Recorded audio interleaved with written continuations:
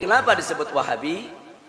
Karena dianggap oleh umat sebagai pengikut daripada Syekh Muhammad bin Abdul Wahhab yang mengusung pemikiran Ibn Taimiyah dan Ibnul Qayyim. Nah, walaupun pemikirannya sebetulnya lebih banyak merujuk kepada pemikiran Ibnul Taimiyah dan Ibnul Qayyim, tapi para pengikutnya ini lebih dikenal dengan sebutan Wahabi, diambil dari nama ayah Syekh Muhammad bin Abdul Wahhab. Jadi kenapa disebut Wahabi? Karena mereka pengikut Muhammad bin Abdul Wahhab. Jadi kata Wahabi diambil dari nama ayah Syekh Muhammad. Walaupun istilah ini kelompok Wahabi tidak terima. Nah, perlu saya berikan catatan. Walaupun istilah ini kelompok Wahabi tidak terima. Saya di sini tidak bicara dia terima atau tidak terima, tapi saya bicara label yang menjadi identitas yang menyebar di tengah masyarakat, yang suka maupun yang tidak suka. Nah, aneka label untuk Wahabi kita perhatikan. Satu, mereka disebut Ahlul Hadis. Ini klaim yang sangat mereka senang. Nah, mereka kalau disebut Ahlul Hadis mereka terima dan mereka senang. Nah, mereka sangat bersahabat, sangat akrab dengan istilah ini. Kenapa disebut Ahlul Hadis? Karena mereka mengklaim sebagai pengikut ahli hadis. Walaupun Imam Syafi'i juga ulama hadis. Imam Malik itu Syekhul Muhadditsin, itu imamnya para ahli hadis. Begitu juga Imam Ahmad Ibn Hanbal, siapa yang tidak kenal imam ahli hadis. Nah, jadi kalau Wahabi mengklaim mereka sebagai ahlul hadis, sah-sah saja itu klaim mereka. Silakan mereka mengklaim sedemikian rupa. Tinggal persoalannya umat mau terima atau tidak. Itu aja. Tapi yang jelas memang label ini cukup populer. Jadi kalau disebut ahlul hadis biasanya kalau bicara soal akidah itu ditujukan untuk mereka. Nah, yang kedua, mereka juga sangat suka disebut Atsari. Bukan Asy'ari, Atsari pakai sa. Atsari. Nah, kenapa disebut Atsari? Karena mereka mengklaim sebagai pengikut ahli atsar. Ahli atsar sama ahli hadis itu sama. Ahli atsar itu peninggalan-peninggalan salaf kita, baik dari Nabi maupun dari para sahabat, dari tabi'in, dari tabi'in. Makanya mereka senang kalau disebut Atsari. Kadang-kadang mereka gunakan gelar Atsari di belakang nama mereka. Umpamanya Dr. Fulan bin Fulan Al-Atsari. Nah, biasanya mereka tulis Al-Atsari.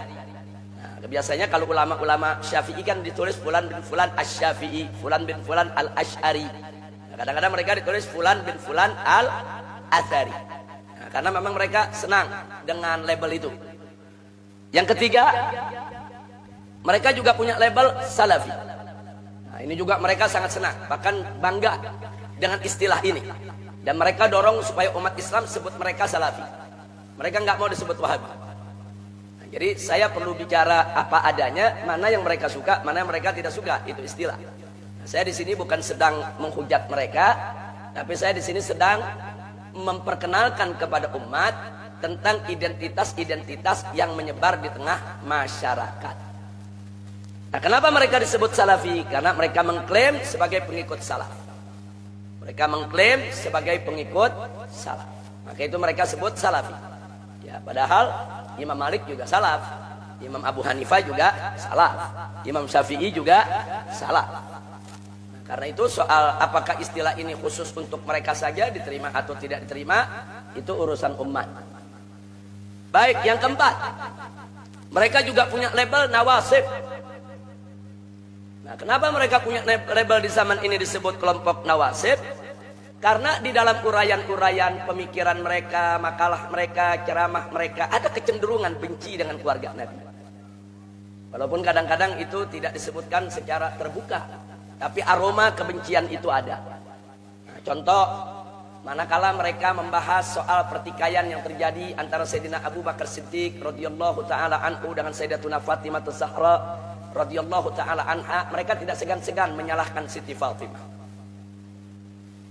Sebagaimana halnya kalangan Syiah, kalau membahas sejarah tentang pertikaian antara Sayyidina Abu Bakar Siddiq radhiyallahu taala anhu dan Sayyidatuna Fatimah radhiyallahu taala anha, mereka tanpa ragu-ragu menyalahkan Sayyidina Abu Bakar. Berbeda dengan Ahlus Sunnah.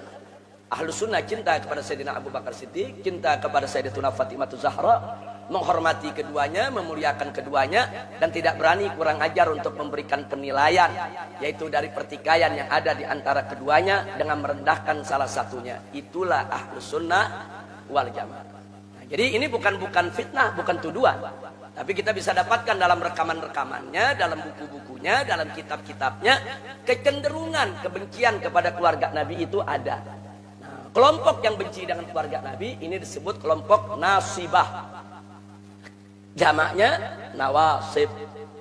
Nah, walaupun mereka nggak terima, Wahabi kalau disebut nawasib nggak terima. Mana ada orang mau terima istilah nawasib disematkan kepada mereka. Baik, yang kelima. Yang kelima, takfiri. Nah, ini label takfiri juga disematkan kepada mereka. Loh, kok ada label takfiri sekarang? Karena banyak di kalangan mereka. Saya tidak katakan semua. Banyak dari kalangan mereka secara demonstratif dan konfrontatif begitu mudah mengkafirkan sesama muslim. Ini kafir, itu kafir, anu kafir, yang muslim dia saja, saudara. Nah, ini akhirnya mereka dilabeli sebagai jamaah takfiriyah, kelompok takfiri. Walaupun saya tidak katakan semuanya orang di sana seperti itu, tidak. Nah, tapi ini harus mereka redam. Jadi kalau ada kelompok mereka yang nggak terima diberikan label takfiri, ya mereka mesti meredam. Yaitu saudara-saudara mereka di kalangan mereka sendiri yang suka begitu mudah mengkafir-kafirkan orang lain. Nah, kemudian yang keenam, mereka juga punya label khawarij. Khawarij, padahal kalau kita merunut kepada sejarah, antara Khawarij dengan Wahabi tidak ada hubungan. Nah, cuman kenapa mereka sering disebut Khawarij modern, saudara? Karena mereka bukan hanya sekedar mudah mengkafirkan sesama muslim, tapi begitu mudah menghalalkan darah sesama muslim. Jadi kalau udah mereka kafirin, nah mereka halalin darahnya. Lihat aja rekaman YouTube yang baru-baru ini menggegerkan, saudara. Seorang anak muda baru lulus Al-Azhar pulang ke Indonesia bicara seenaknya tentang demo, saudara. Dia katakan demo itu ciri aliran sesat, haram, dosa besar, dan halal darah orang yang mendemo. Ini paham apa menghalalkan darah pendemo, saudara? Ini kalau dihalalkan begini, NU pernah demo, FPI sering demo, HTI suka demo, Muhammadiyah juga demo. Ini kafir semua ini. Ini jadi persoalan serius. Jadi kalau nggak mau disebut Khawarij, ya tolong kader-kader muda mereka seperti ini diredam. Jangan memecah belah umat. Jangan, kita kan nggak usil dengan mereka. Nah, tolong mereka jangan usil dengan saudara-saudara muslim yang lainnya. Ini label yang 7. Yang ketujuh, mereka juga dilabeli musyabbih. Kenapa dilabeli musyabbih? Karena walaupun mereka menolak istilah musyabbih, bahkan mereka ikut menghantam para musyabbih. Tapi dalam tataran praktek, kalau kita merujuk ke literatur mereka sendiri, ternyata aroma tasbih itu ada. Nanti akan kita buktikan dalam inti pelajaran kita. Maksudnya musyabbih itu apa? Menyerupakan Allah dengan makhluk. Itu musyabbih. Allah diserupakan dengan makhluk. Oh, makhluk nih punya mata, punya kaki, punya tangan, punya wajah. Nah, kemudian mereka nisbahkan itu semua kepada Allah. Oh, makhluk ini bisa naik, turun, jalan, lari. Nah, sifat-sifat itu juga dinisbahkan kepada Allah. Ini namanya tasbih. Menyerupakan Allah dengan makhluk. Nah, karena bukti dalam literatur mereka hal ini ada, maka mereka disebut musyabbih oleh kalangan Asy'ari. Orang kalangan Asy'ari menyebut kelompok ini musyabbih. Baik. Yang ke-8. Mujassim.